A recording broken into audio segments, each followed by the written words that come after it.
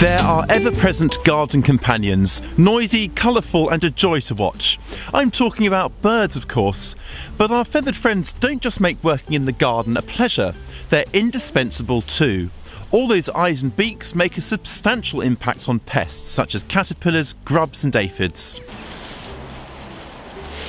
So it makes sense to make our gardens as bird-friendly as possible, especially at a time of year when food is scarce. Let's show our feathered friends some love this winter. Here's how. In winter, it's all about providing food and water to help birds through these lean months. Regular feeding will encourage birds to return repeatedly, so they'll be on hand in spring to keep pests in check. Leave areas of your garden undisturbed. Hold off cutting back and tidying up ornamental borders till spring. This will provide shelter for insects, which in turn offers a ready supply of protein for insect-eating birds. Don't forget to include plenty of berry and seed-bearing plants in your garden. Shrubs such as cotoneaster, hawthorn and yew will hold their berries well into winter. Suitable seeds include those of the truly majestic globe artichoke, sunflowers, and of course teasel, whose seed heads continue to stand long after the plants have died back. Winter digging can help to expose slug eggs and the overwintering grubs of other pests to hungry predators, including birds, who in turn will help to bring them under control. Offer birds an additional selection of foods to keep them healthy. Birdseed mixtures, unsalted peanuts, Niger seeds and dried mealworms are all welcome. You could also put out leftovers such as cooked rice or potatoes, cooked or raw pastry, and unsalted bacon rind and fat. Birds like stale or hard mild cheese too, but avoid soft cheeses and strong cheeses which are too salty. Leave food out on bird tables or fill squirrel-proof hanging feeders with suitable seed and nut mixes. Hang feeders where birds have a good view of their surroundings and can fly away if they feel threatened.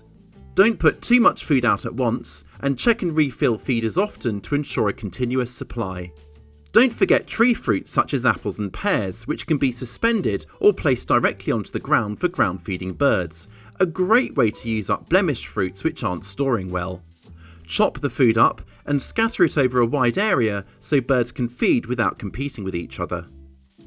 Bird cakes are very easy to make, and your winter visitors will love you for it. Begin by mixing a selection of dried ingredients in a bowl. Suitable ingredients include crushed unsalted peanuts, sunflower seeds, grains, mealworms, dried fruit and breadcrumbs.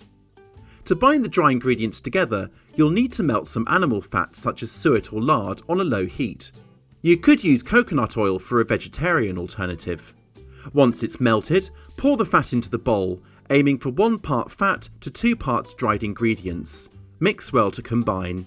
The fat mixture can now be used to fill pots, moulds or pine cones. Let's start with these old yoghurt pots. Spike a hole into the end, then thread a piece of string through. Tie a knot to secure the string to the bottom of the pot, then tie on a stick to serve as a perch like this. Now fill the pot with the mixture and put aside to set. You could also tie string onto the base of a pine cone before smearing the cone with the part set mixture to thoroughly coat it. Or pour the bird food mixture into a flexible container like this to make a loaf of bird cake.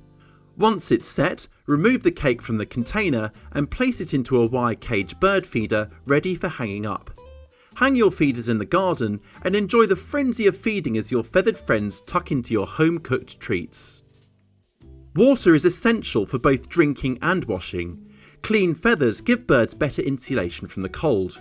You can use a purpose-built bird bath or improvise with, for example, a dog bowl or upturned dustbin lid with a rock in the middle so the birds can get into and out of the water. Keep water levels topped up and clean it out regularly. In really cold regions, you could use a bird bath heater to stop the water from freezing solid, or make your first job of the day to put out fresh warm water so that birds can bathe and preen their feathers. Look after your garden birds during the winter and they'll return the favour during the growing season by keeping pests in check. How do you look after your feathered visitors over winter? Please let us know in the comments section below.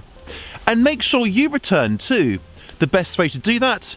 By subscribing, of course. Go ahead, we'd love to welcome you to our friendly community of gardeners.